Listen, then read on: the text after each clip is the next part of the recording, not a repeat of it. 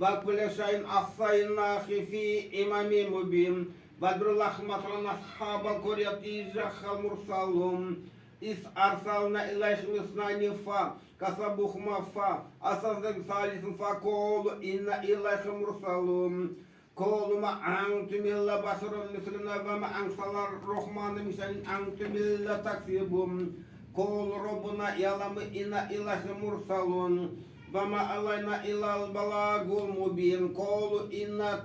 طيرنا بكم لا لم تنتهوا لنرجمنكم ولمسنكم منا عذاب أليم سبحان ربك رب العزة عما يصفون السلام على المرسلين الحمد لله رب العالمين آمين شكرا كلمة قدرة وقاسية القرآن صوت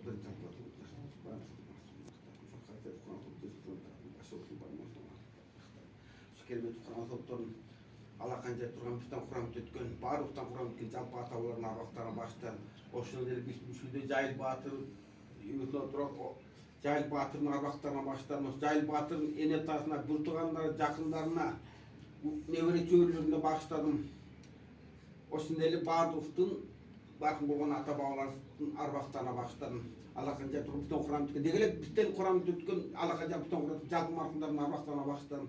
Arbaqtar Rasul Құдай қолшы Құран соғыптыр десен жатқан жерлі жайлы топырақтар торқы жандар жанатта olsun.